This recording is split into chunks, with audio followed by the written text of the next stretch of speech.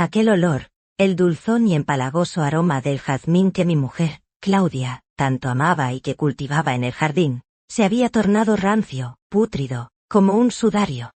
La cerradura giró con un clic familiar, casi una burla, mientras la oscuridad de la madrugada se disipaba con la luz tenue de la lámpara del pasillo.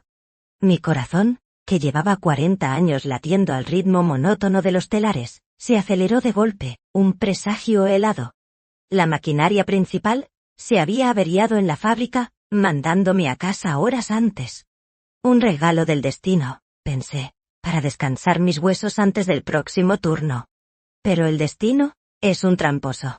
Subí los escalones que tantas veces pulí con cera, esos mismos que ahora me parecían resbaladizos con una capa invisible de traición.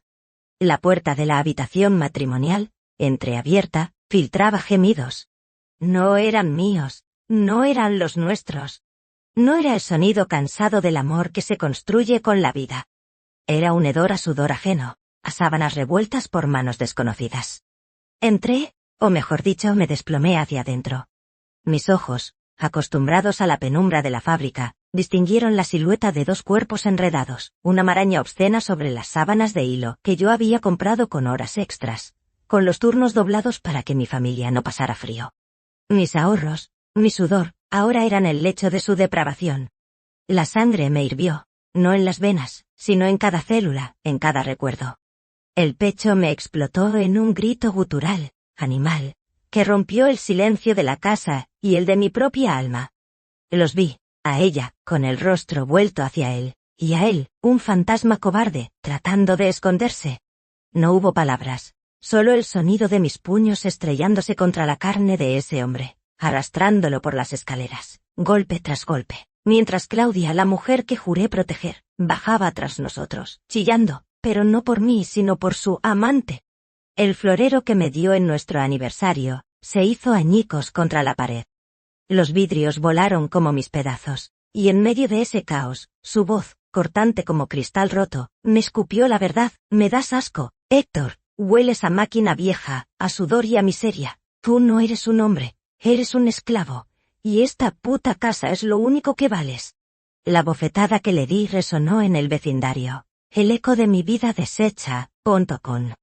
El estruendo de la bofetada fue seguido por el llanto aterrorizado de mis hijos, pequeños aún, que bajaron corriendo al pasillo, envueltos en la pesadilla de ver a sus padres convertidos en demonios.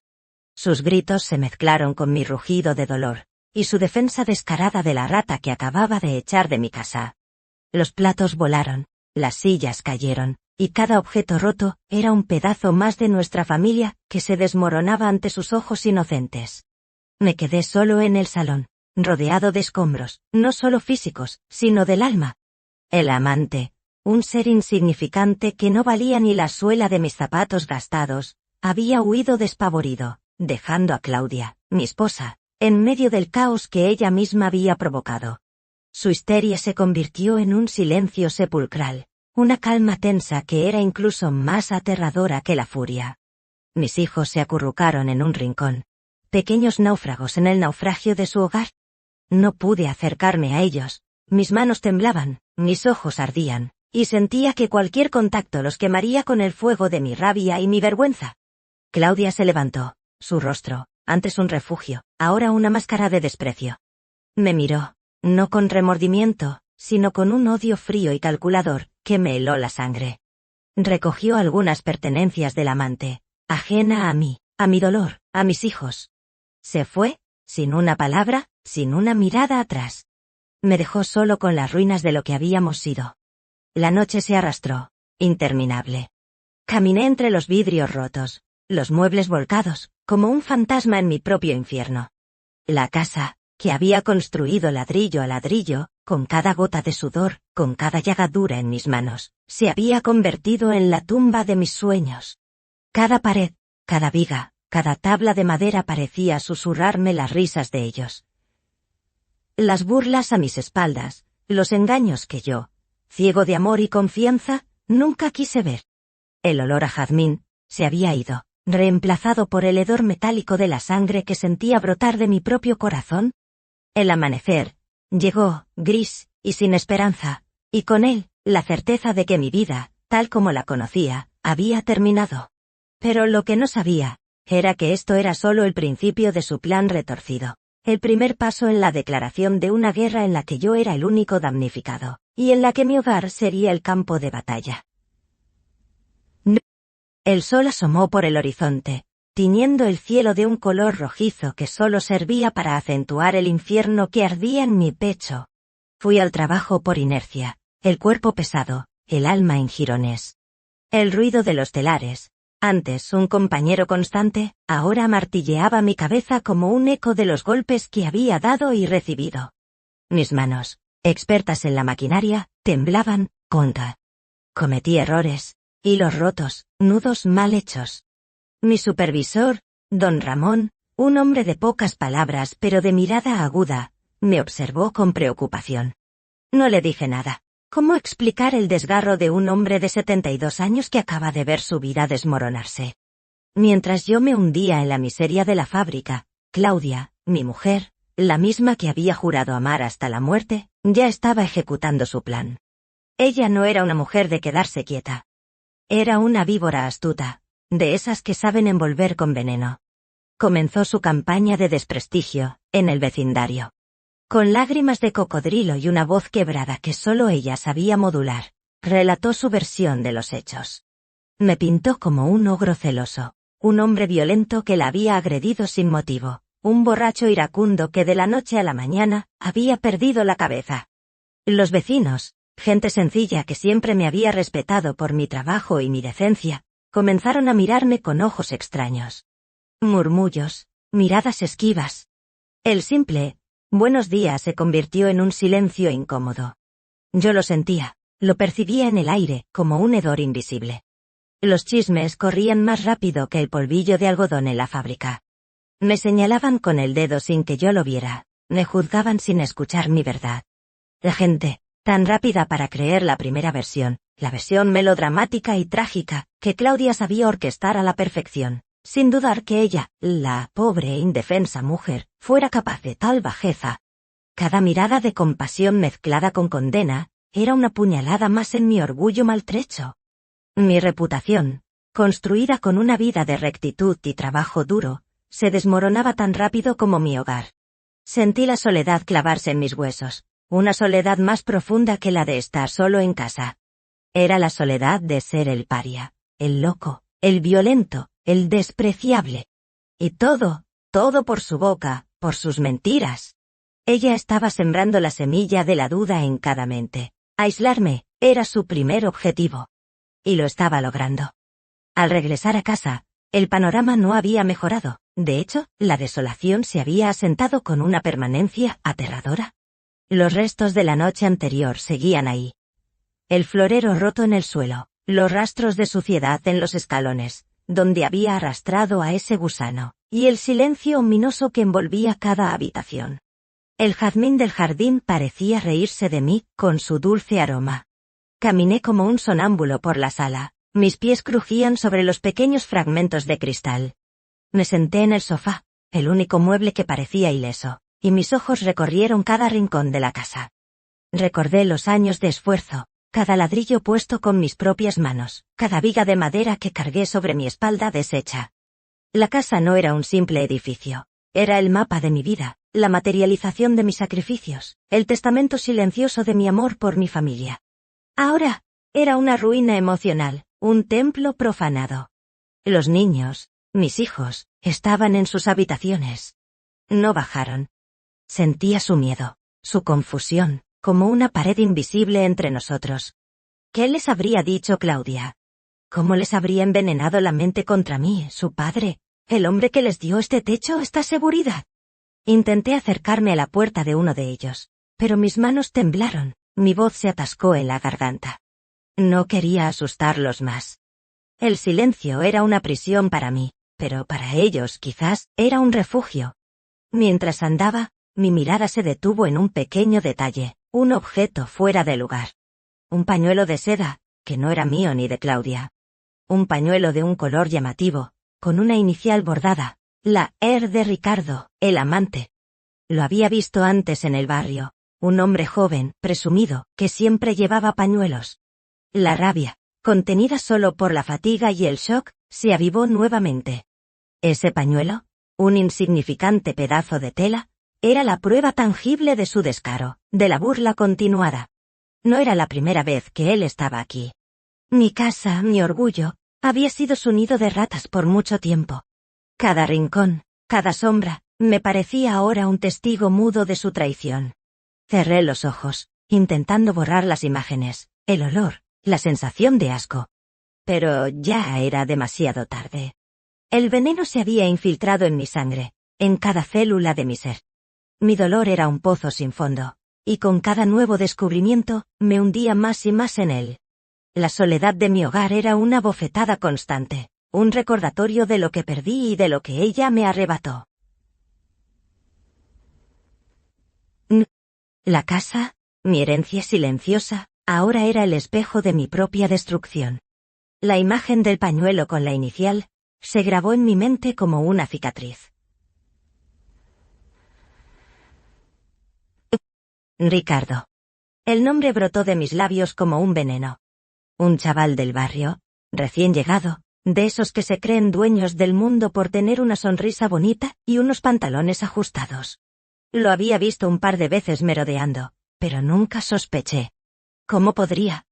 Mi mente, embotada por el cansancio de la fábrica y la fe ciega en Claudia, nunca consideró tal vileza. Al día siguiente, con la rabia burbujeando bajo mi piel, busqué a Ricardo. Lo encontré en el bar de la esquina, riéndose a carcajadas con sus amigos, como si nada hubiera pasado, como si no hubiera destrozado la vida de un hombre. Mi presencia, repentina y sombría, cortó su risa. Me miró con una mezcla de sorpresa y un descaro apenas disimulado. Mis puños se cerraron, sintiendo el deseo de estamparle la cara contra la barra, de hacerle pagar por cada pedazo de mi alma rota. «Tú, miserable, ¿cómo te atreviste a pisar mi casa, a tocar a mi mujer?», le espeté, mi voz ronca de furia contenida. Sus amigos, incómodos, se apartaron, dejando un círculo de tensión alrededor de nosotros. Ricardo, lejos de acobardarse, sonrió con una arrogancia que me revolvió el estómago. «Ah, ¿el viejo Salgado ha venido a reclamar lo suyo? Claudia ya no es tuya, viejo, y esa casa ya no te quiere a ti, está harta de tu olor a obrero». Sus palabras fueron una chispa en la pólvora de mi ira. Mis manos se lanzaron hacia su cuello, pero la edad y el cansancio me traicionaron. Él era joven, rápido, ágil. Me esquivó con facilidad y con una risa cruel añadió: «Deberías verla, Héctor. Ella se merece un hombre de verdad, no un esclavo de la fábrica. Yo le doy lo que tú nunca pudiste, ¿sabes? Pasión, vida, dinero fresco, no esas migajas que traes tú». Me retorcía de ira, la impotencia me quemaba. Quería matarlo, pero mi cuerpo ya no respondía con la misma fuerza de antaño. El dueño del bar, don Pepe, intervino, apartándome antes de que las cosas escalaran a algo peor. Me echó del bar, a mí, no a él. Fui el villano, el viejo violento, tal como Claudia ya estaba sembrando. Me fui con el corazón latiendo desbocado, las palabras de Ricardo grabadas a fuego en mi mente. El descaro, la burla, la confirmación de la profundidad de su traición. Me sentí humillado, no solo por ellos, sino por mi propia debilidad.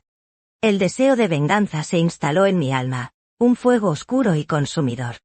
Pero, ¿cómo luchar contra una juventud descarada y una mujer astuta que ya había movido sus piezas en el tablero de ajedrez de nuestra vida?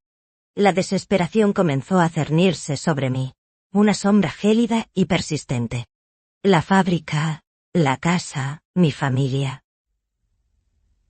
Todo se me escurría entre los dedos, y yo, el obrero fuerte, me sentía más frágil que nunca. El ataque de Claudia no tardó en llegar. Apenas unas horas después de mi humillante encuentro con Ricardo, un mensajero tocó a mi puerta.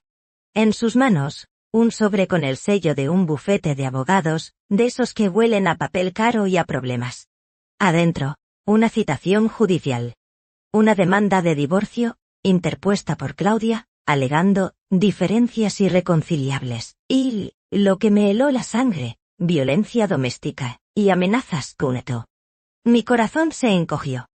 El plan, retorcido.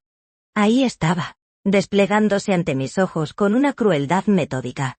Claudia ya había encontrado un abogado, un tal doctor Bermúdez, conocido por su agresividad y por no tener escrúpulos.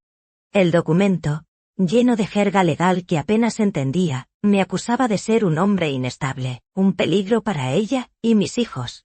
Mi explosión de furia, justificada por su traición, ahora se convertía en su arma para destruirme por completo. Me sentí abrumado, atrapado.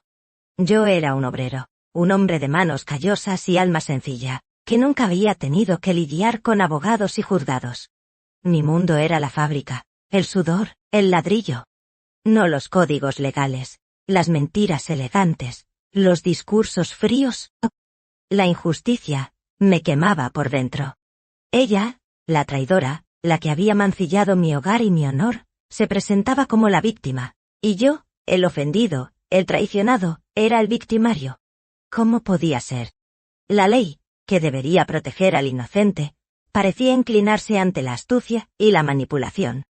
Las amenazas de violencia que mencionaban eran sin duda una distorsión de la noche en que la encontré con Ricardo, una noche en la que mi mundo se hizo pedazos.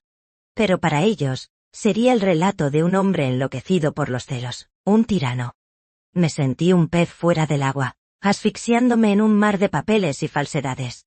La desesperación se apoderó de mí, una sensación de ahogo. ¿A quién acudiría? ¿Quién creería la verdad de un viejo obrero contra la historia bien contada de una mujer que se presentaba como la madre abnegada y la esposa maltratada? Pensé en mis hijos. Si esas acusaciones prosperaban, ¿qué pasaría con ellos? ¿Me los quitarían? ¿Me impedirían verlos? La sola idea me desgarró el alma. Claudia no solo quería mi casa y mi dinero, quería borrarme de la existencia de mis propios hijos. El terror se instaló en mí, frío y paralizante. El plan retorcido estaba en marcha, y yo, Héctor Salgado, sentía que estaba a punto de ser aplastado por una maquinaria más implacable que cualquiera de las que había manejado en la fábrica, la justicia, torcida por el engaño. Con el documento judicial en mis manos, sentí un escalofrío que me recorría hasta los huesos. No podía enfrentarme a esto solo. Necesitaba consejo, alguien que me guiara por este laberinto legal. Mi mente, embotada por el dolor, pensó en Elías, un compañero de la fábrica, un hombre mayor que yo, con más canas y más mundo. Elías era viudo, había pasado por sus propias batallas, y siempre tenía una palabra sabia, un consejo cauto. Lo busqué a la salida del turno, mis ojos cansados buscando los suyos, que siempre reflejaban una calma serena.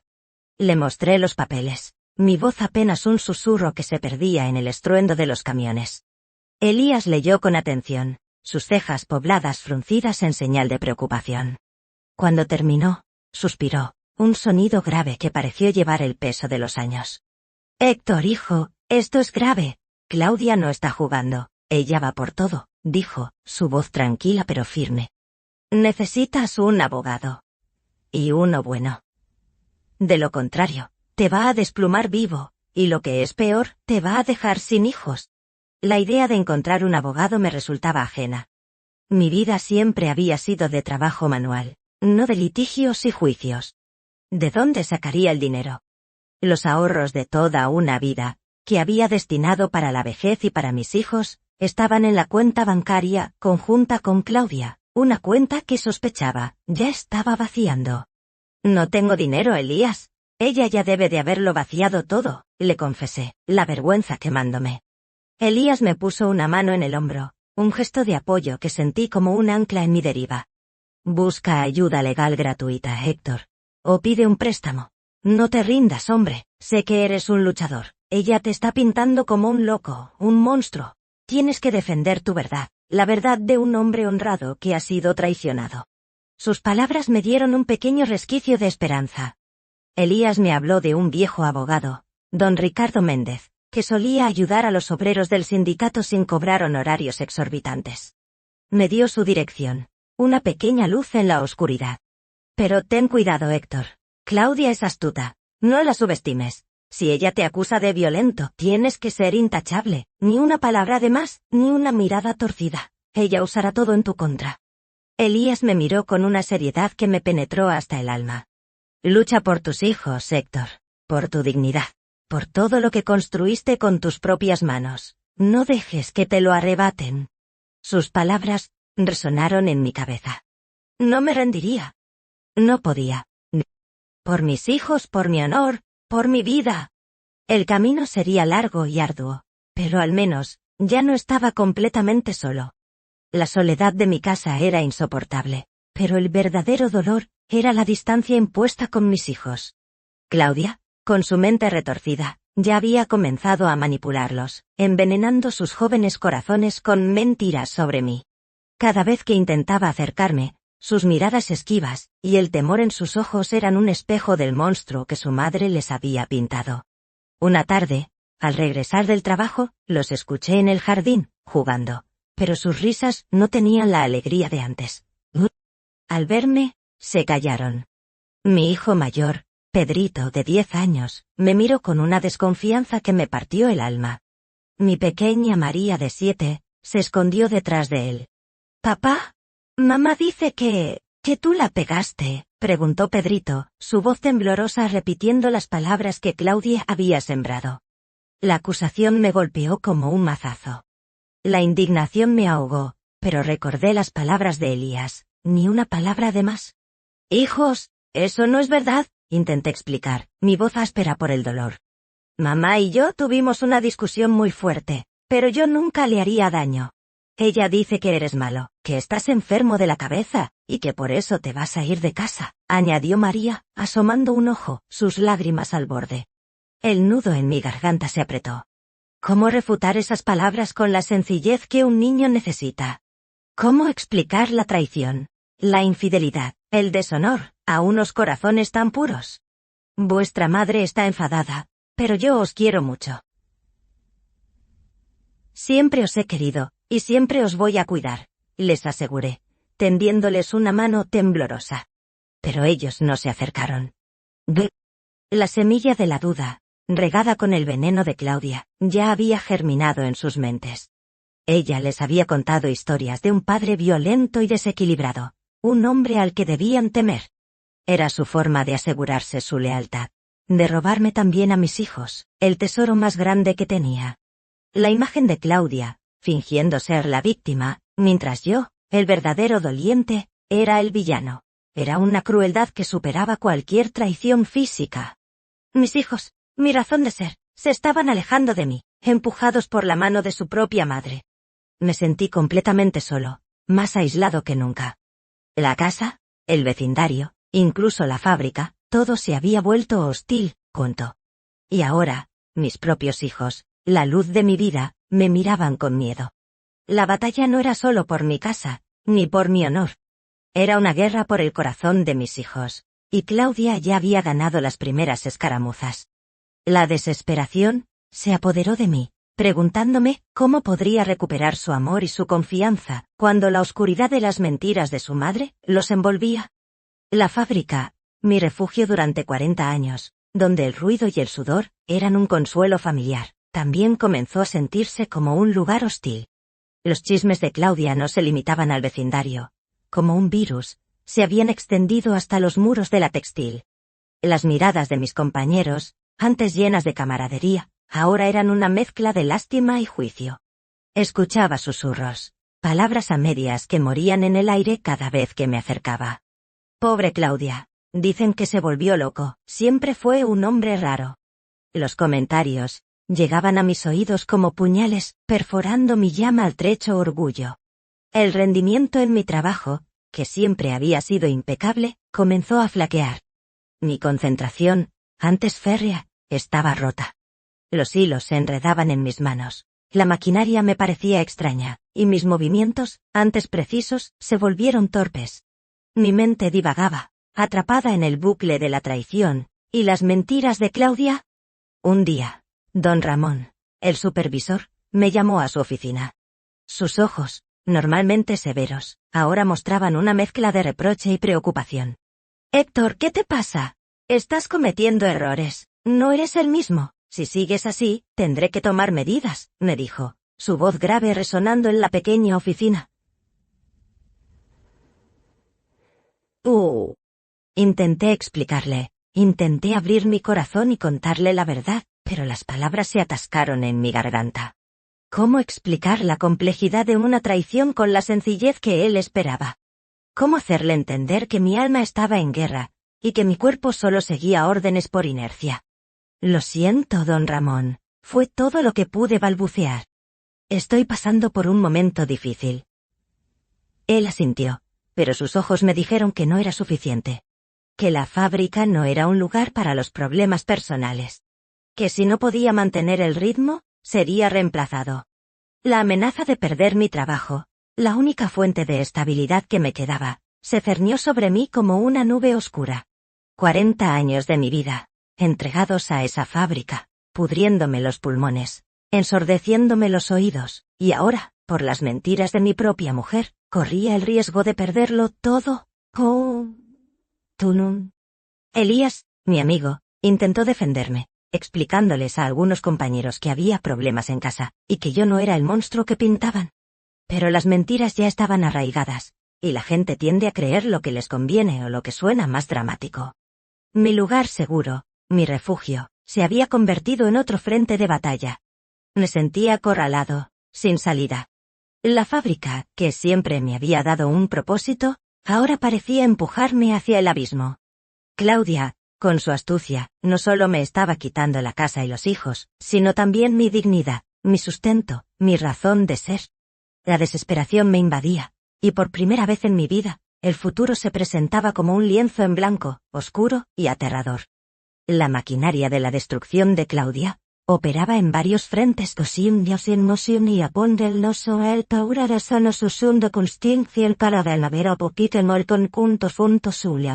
Después de la campaña de desprestigio y la amenaza legal, llegó el golpe financiero.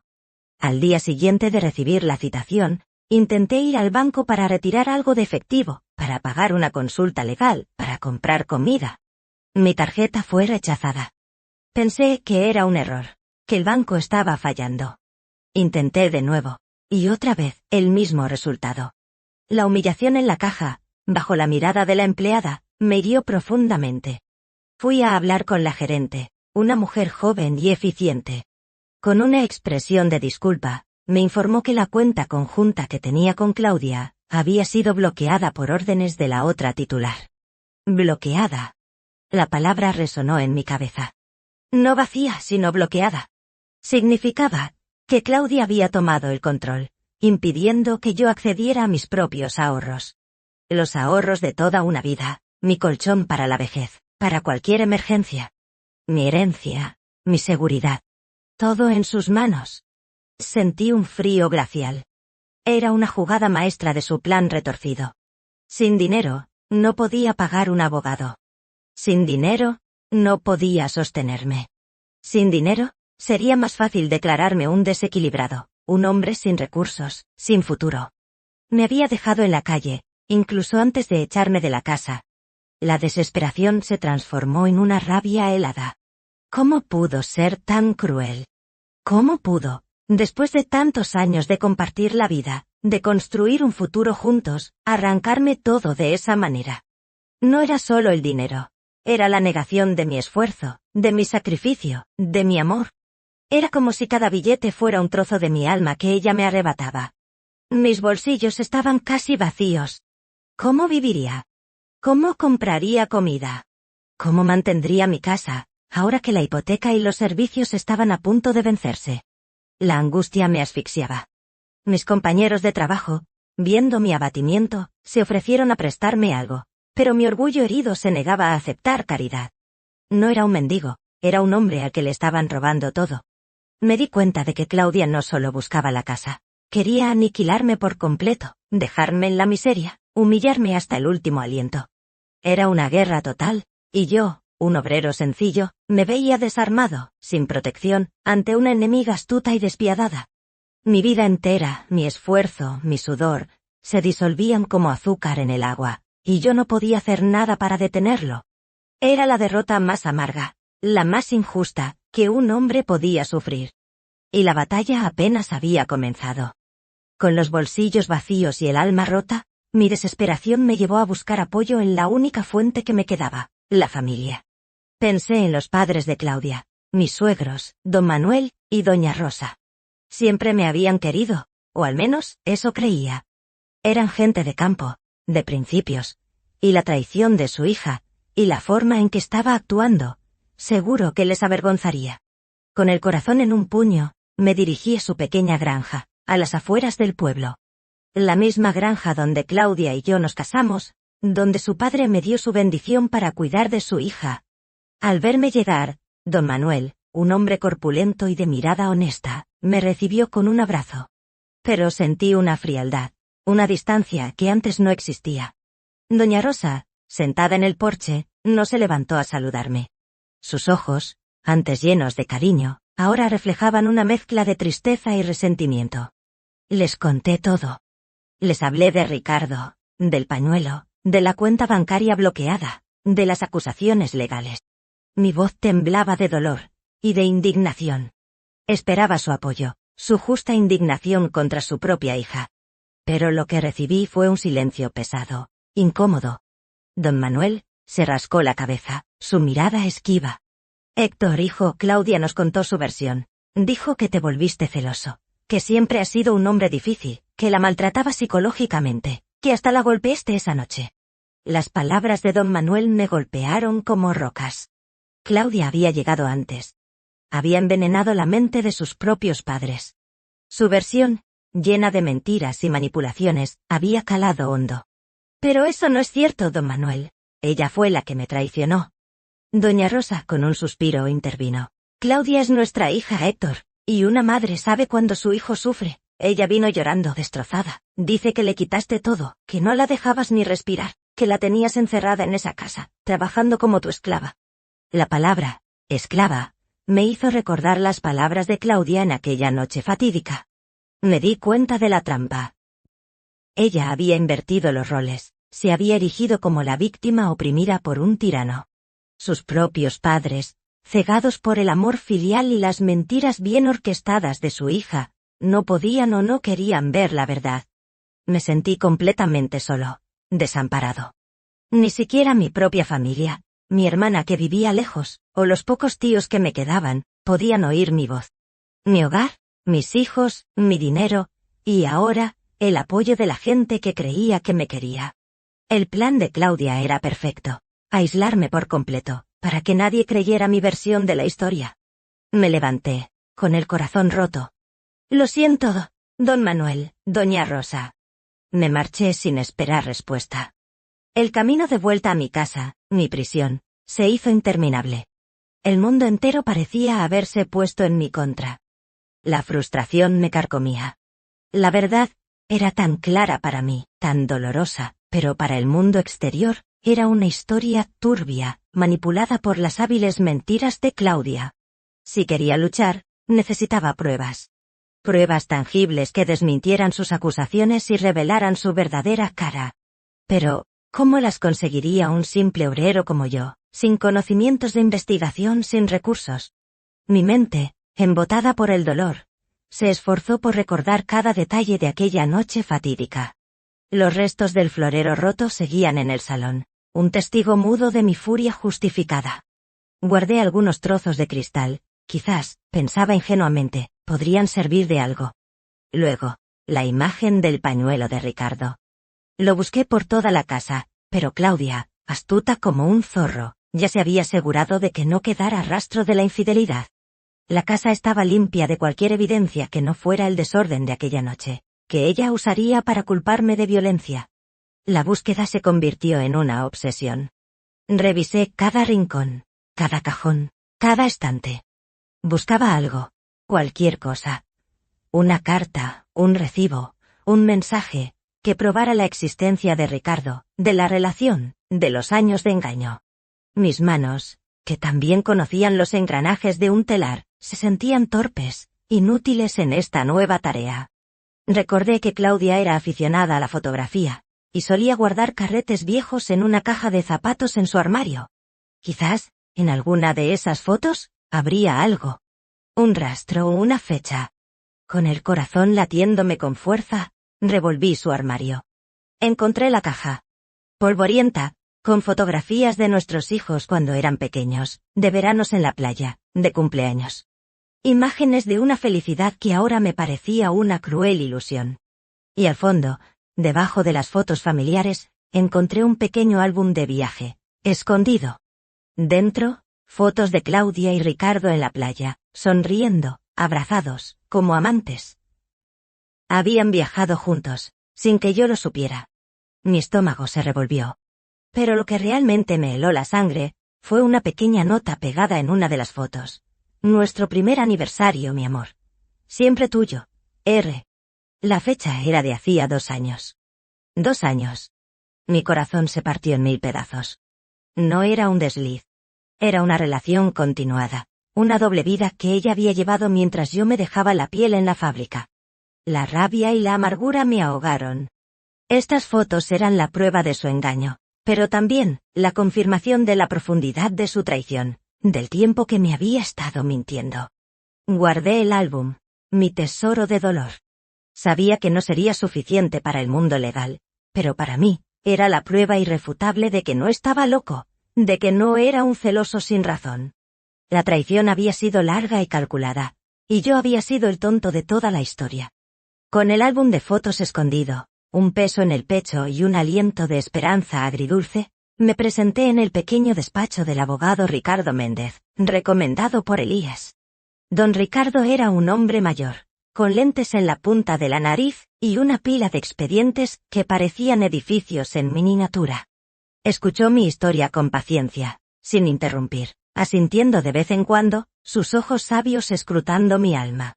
Cuando terminé, el silencio se instaló, pesado. Le mostré las fotos. Él las examinó, con atención. Héctor, esto es una prueba importante de la infidelidad. Pero en un juicio de divorcio, las acusaciones de violencia doméstica y la supuesta inestabilidad mental son un arma mucho más potente. El tribunal suele favorecer a la madre, y más si se presenta como víctima indefensa, me explicó, su voz suave pero firme. Y necesitamos contrarrestar esa narrativa con algo más que la infidelidad. La primera audiencia, una vista preliminar de conciliación, fue programada para la semana siguiente. Me preparé con la ayuda de don Ricardo, quien me instruyó sobre cómo debía comportarme, qué decir y qué callar. No muestres ni una pizca de la furia que sientes, Héctor. Ellos quieren que parezcas inestable. Sé la calma en la tormenta, me aconsejó. El día de la audiencia, la sala del juzgado era un lugar frío, impersonal. Claudia estaba allí, sentada al lado de su abogado, el doctor Bermúdez. Ella, vestida de negro, con el rostro pálido y los ojos ligeramente enrojecidos, parecía una viuda afligida. Su abogado, un hombre joven y con traje impecable, me miró con desdén. La vista comenzó.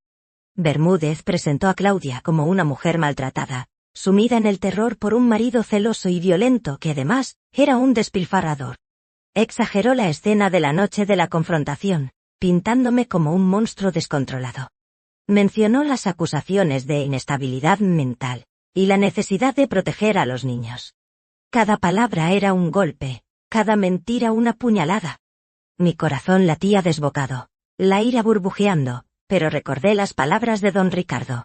Me mantuve en silencio, con el rostro impasible, mientras mi abogado presentaba mi versión, con las fotos de Claudia y Ricardo como evidencia de la infidelidad. Pero la narrativa de la violencia pesaba más. La jueza, una mujer de mediana edad, escuchó con atención, su expresión indescifrable. Al final, no hubo conciliación. La jueza dictaminó medidas provisionales. Claudia se quedaría en la casa con los niños, y yo tendría visitas restringidas, supervisadas, bajo la acusación de riesgo de violencia. Además, se ordenó una evaluación psicológica para mí. Mi mundo se derrumbó. Ella había ganado la primera batalla. Yo era el culpable, el peligroso, el desequilibrado. Y mi casa, mi santuario, ahora era oficialmente su propiedad, al menos temporalmente. Salí del juzgado con la cabeza gacha, sintiendo el peso de la injusticia. Claudia me miró con una sonrisa apenas perceptible, una sonrisa de victoria, cruel. El plan retorcido seguía su curso, y yo era la víctima perfecta. La orden de la jueza de someterme a una evaluación psicológica fue el golpe más bajo, la estocada final en el plan de Claudia para declararme insano. Era su forma de deslegitimar mi dolor, mi rabia, mi verdad. Si lograban declararme inestable, todo lo que dijera se consideraría el delirio de un loco. Mi abogado, don Ricardo, intentó calmarme. Héctor, no te preocupes. Un psicólogo serio no se dejará manipular. Solo tienes que ser sincero y calmado, me dijo. Pero el miedo era real. Temía que mi tristeza, mi ira contenida, mi desesperación, fueran interpretadas como signos de locura. Temía que me encerraran, que me quitaran a mis hijos para siempre. La cita con la psicóloga judicial era en una semana. Los días se hicieron eternos. Dormía poco, comía menos. Las noches eran un desfile de pesadillas, Claudia, Ricardo, mis hijos llorando, las risas de la gente. Me sentía atrapado en una tela de araña, y cada movimiento me enredaba más. El día de la evaluación, entré a la consulta con el corazón latiéndome como un tambor de guerra. La psicóloga, una mujer de voz suave y mirada penetrante, me invitó a sentarme. Me hizo preguntas sobre mi vida, mi trabajo, mi relación con Claudia, mis hijos. Escudriñaba cada una de mis respuestas, cada gesto. Yo, un hombre acostumbrado a la honestidad brutal de la fábrica, me sentía expuesto, vulnerable, como si estuviera desnudo ante sus ojos. Le conté mi versión de la historia, intentando mantener la calma que don Ricardo me había aconsejado. Hablé de la traición, de mi dolor, de cómo construí mi casa con mis propias manos, de mi amor por mis hijos. Pero, también, hablé de la rabia, de la frustración, de la impotencia que sentía. En un momento, la psicóloga me preguntó: ¿ha pensado en hacerse daño a sí mismo o a otro, señor Salgado? La pregunta me heló la sangre. No, nunca, respondí con firmeza, aunque por dentro la furia me quemaba. Solo quiero que se haga justicia, que mis hijos sepan la verdad, que la mujer que me traicionó pague por lo que hizo. Ella anotó algo en su libreta, su rostro impasible. Al salir de la consulta, sentí un agotamiento profundo, como si me hubieran extraído hasta la última gota de energía. No sabía cuál sería el veredicto, pero la idea de que mi dolor pudiera ser malinterpretado como una enfermedad mental me carcomía. Claudia, no solo quería mi casa y mis hijos, quería quitarme la razón, la cordura, la dignidad. Quería borrarme de la faz de la tierra.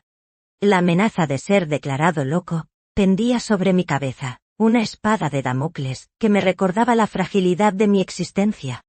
Y lo que más me dolía era que mis hijos, bajo la influencia de su madre, quizás llegarían a creerlo también. La soledad se hizo aún más profunda, un abismo oscuro del que no sabía cómo salir.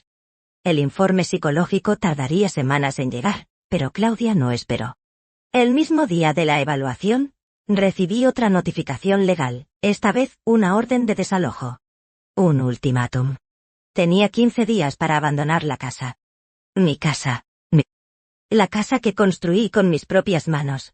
Ladrillo a ladrillo, con el sudor de mi frente y la esperanza de darles a mis hijos un techo firme. Esa misma casa, ahora era el instrumento para echarme a la calle. Leí el documento una y otra vez, incrédulo. El mundo se me desdibujaba.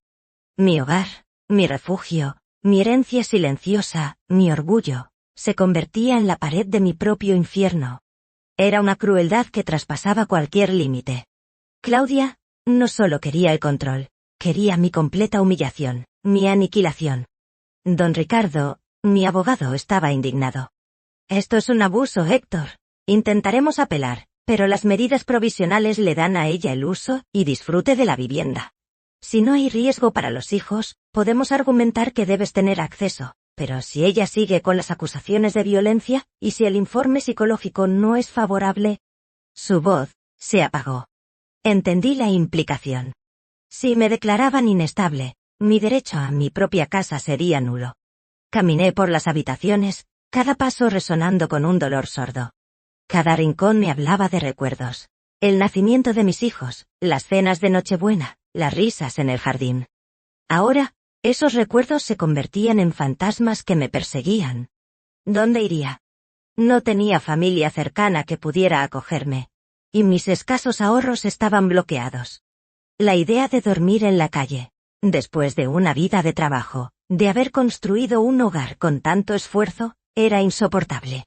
Era la máxima humillación, la traición definitiva. Sentí el pánico, el terror de la indigencia, de la desolación poncona. Claudia había logrado su objetivo.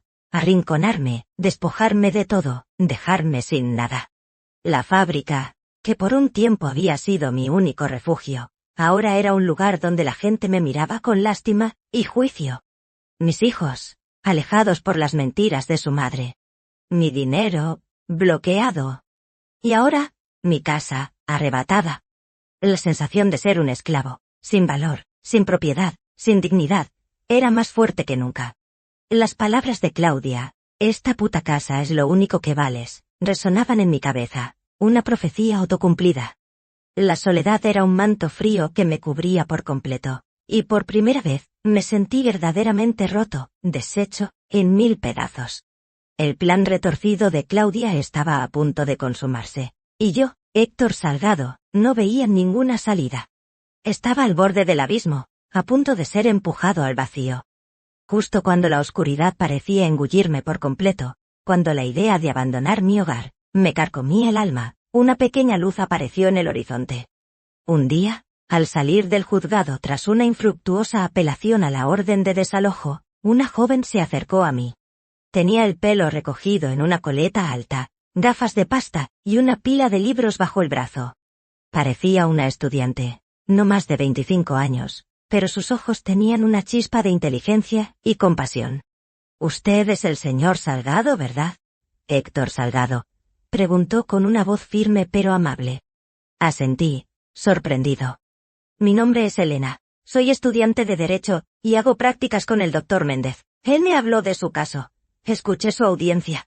La verdad, me indigna la injusticia que están cometiendo con usted». Sus palabras tan sencillas fueron un bálsamo para mi alma maltrecha.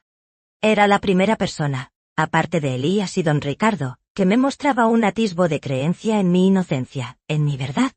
Yo no sé qué hacer, señorita Elena. Me han quitado todo, le dije, la voz quebrada. Elena me miró con determinación. No todo, señor Salgado. No le han quitado su dignidad. Y la verdad, aunque a veces tarda, siempre sale a la luz. Estoy aquí porque quiero ayudarle. Sé que mi experiencia es limitada, pero mi padre fue obrero, como usted. Conozco la lucha. Me entregó una pequeña tarjeta con su número. Estuve investigando un poco sobre el señor Ricardo, el amante de su esposa. Parece que no es la primera vez que se involucra en este tipo de situaciones. Hay antecedentes. Y, además, tengo entendido que es deudor de un prestamista del barrio. Un tal El Gallo, conocido por sus métodos poco ortodoxos de cobro.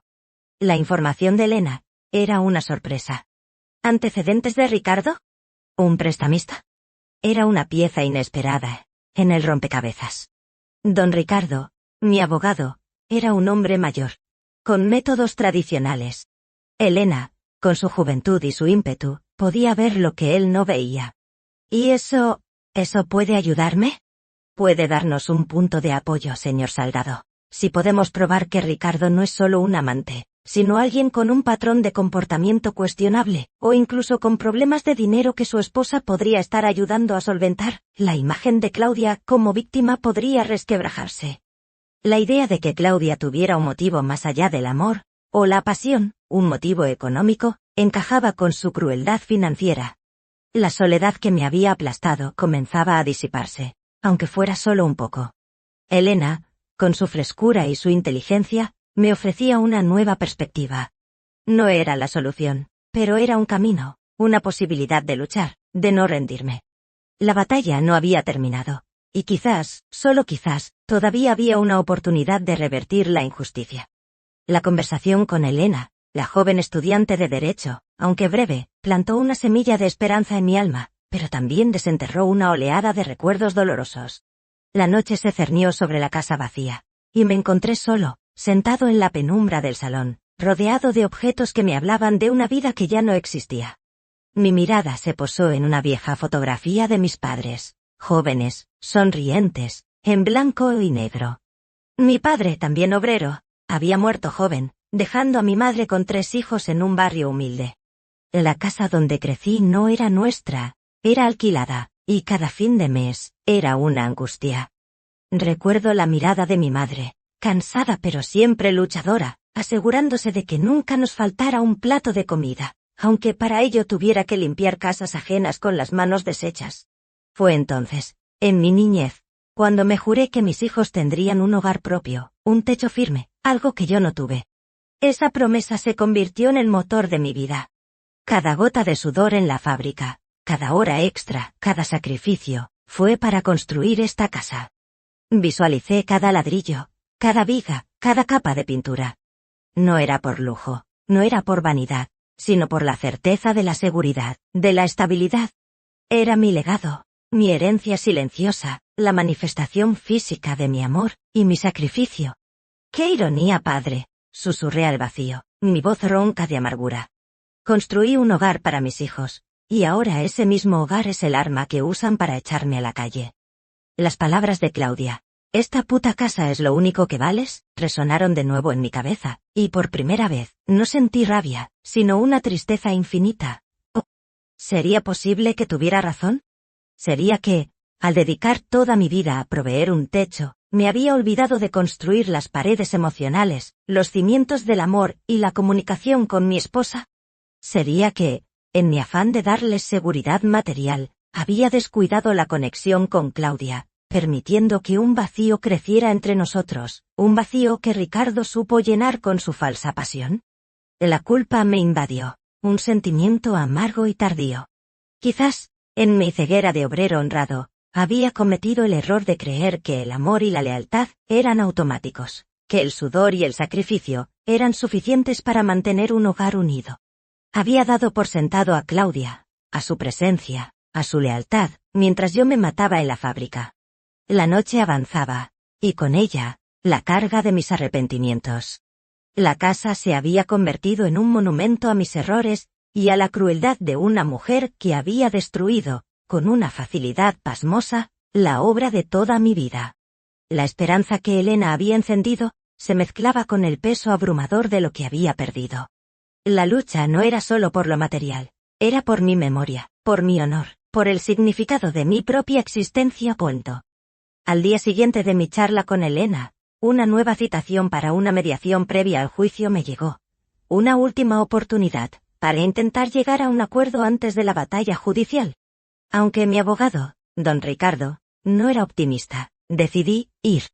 Quería ver a Claudia de nuevo, no para rogarle, sino para intentar, una última vez, entender su corazón, o la ausencia de él. El lugar de la mediación era una pequeña sala, aséptica y fría. Estábamos solo nosotros, nuestros abogados y la mediadora, una mujer con un rostro que no mostraba emoción. Claudia entró, vestida impecablemente, su rostro tan gélido como el ambiente. Ni una mirada, ni un gesto. Era como si yo fuera un extraño, una pieza molesta en el tablero de su nueva vida. La mediadora explicó el propósito de la reunión, la posibilidad de evitar un juicio largo y doloroso. Claudia, a través de su abogado, reiteró sus demandas. La casa, la custodia total de los niños, una pensión, y por supuesto, la anulación de cualquier derecho mío sobre la propiedad.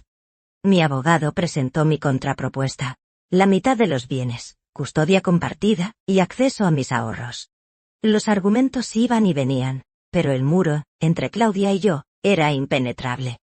En un momento de desesperación, rompí el protocolo. Claudia, le dije, mi voz cargada de la tristeza de un hombre traicionado.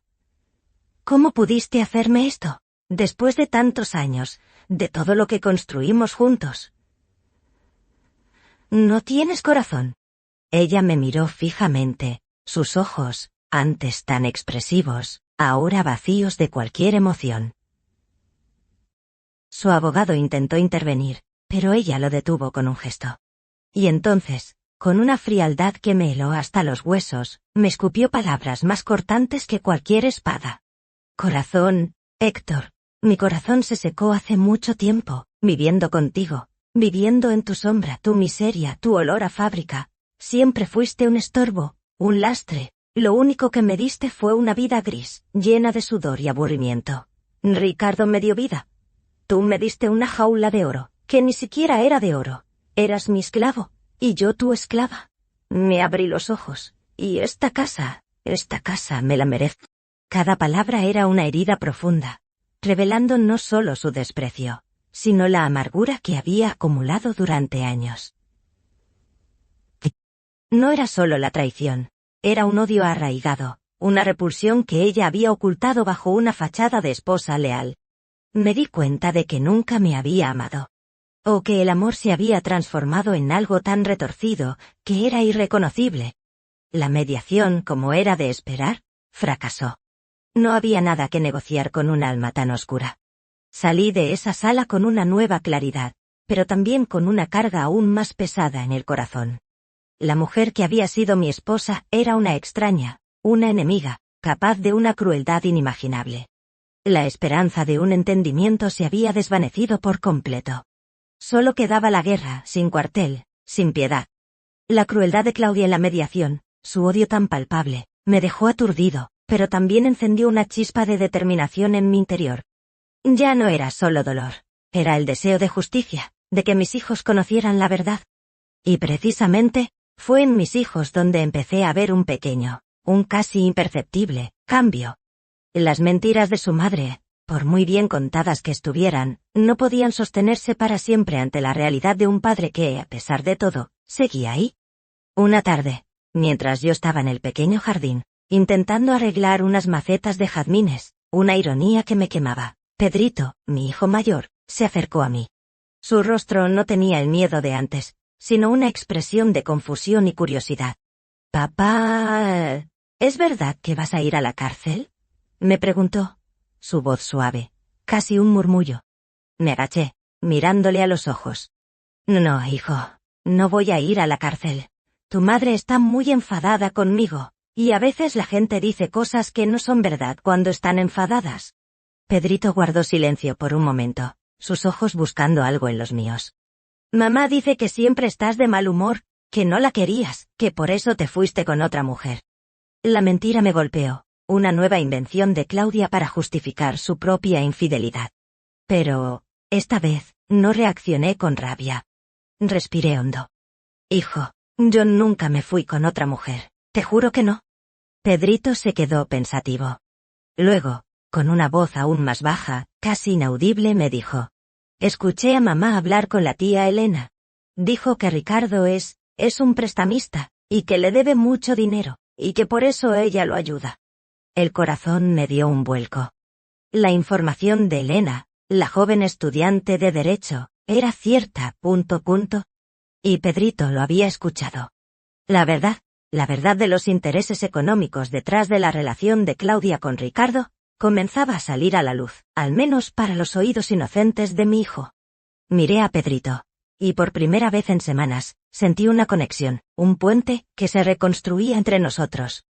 «Hijo, a veces la gente hace cosas malas por dinero, o por miedo. Tu madre está confundida, pero yo siempre seré vuestro padre, y siempre os diré la verdad». Pedrito asintió, su rostro más aliviado. Era una pequeña grieta en el muro de mentiras de Claudia, pero una grieta significativa. Mis hijos no eran ajenos a las verdades ocultas. Empezaban a ver. No. Esa noche, por primera vez, cené con Pedrito y María. No hablamos de Claudia ni del juicio. Solo hablamos de ellos, de la escuela, de sus juegos. Y por un instante el hogar volvió a sentirse como un hogar, aunque fuera solo en los corazones de mis hijos, y el mío. La batalla por su amor no estaba perdida, y esa, para mí, era la victoria más importante. La pequeña grieta que Pedrito había abierto en el muro de las mentiras de Claudia, fue el bálsamo que mi alma necesitaba para no rendirse. La noche en que cenamos juntos, como una familia, aunque incompleta, me recordó por qué luchaba. No era solo por la casa, no era solo por mi honor, era por ellos, por mis hijos, para que no crecieran bajo la sombra de la falsedad y la injusticia. Con esa renovada determinación, volví a consultar a don Ricardo y Elena. Les conté lo que Pedrito había oído sobre Ricardo y el prestamista, El gallo. Los ojos de Elena brillaron con renovado entusiasmo. Lo sabía. Esto es una pieza clave, señor Salgado. Si podemos probar que Ricardo tiene deudas con un personaje así, y que Claudia ha estado moviendo dinero para él, la narrativa de la víctima inocente de su esposa se desmoronará por completo. Podríamos argumentar fraude, complicidad. Su caso daría un giro de 180 grados, exclamó, apenas conteniendo su emoción. Don Ricardo, aunque más cauto, asintió. Es una hebra muy delgada, Héctor, pero es una hebra. Podemos pedir una investigación de los movimientos bancarios de Claudia y Ricardo. Si hay transferencias inusuales, o si Ricardo tiene antecedentes de deudas no declaradas, podríamos tener una oportunidad. La tarea no sería fácil. El gallo era una figura sombría, y sus tratos eran clandestinos. Pero la idea de tener una estrategia, un camino, me infundió una fuerza renovada. Me negué a ser el viejo derrotado que Claudia quería que fuera. Me negué a que mis hijos creyeran que su padre era un monstruo. Me negué a perder la casa que era el testimonio de mi vida. Volví a la fábrica. El ruido de los telares ya no me sonaba a condena, sino a la banda sonora de mi propia resiliencia. Mis manos, antes temblorosas, ahora trabajaban con una nueva firmeza. Había encontrado mi propósito de nuevo. Sabía que la batalla sería larga, agotadora, llena de trampas y de dolor. Claudia no se rendiría fácilmente. Pero yo tampoco. Había construido esa casa ladrillo a ladrillo, y ahora reconstruiría mi vida con la misma tenacidad. Miré el amanecer desde mi ventana, un nuevo día que se alzaba sobre mi hogar, el que aún era mío. La sangre me hervía de nuevo, pero esta vez no era una furia ciega, sino una determinación fría y calculadora. Me habían roto en pedazos, sí, pero los pedazos aún se movían. Y esos pedazos se levantarían para luchar. El alba prometía una batalla dura, pero yo, Héctor Salgado, un obrero textil de 72 años, estaba listo para librarla. Que empiece la guerra, que empiece la telenovela. Porque antes de seguir hundiéndome, iba a levantarme.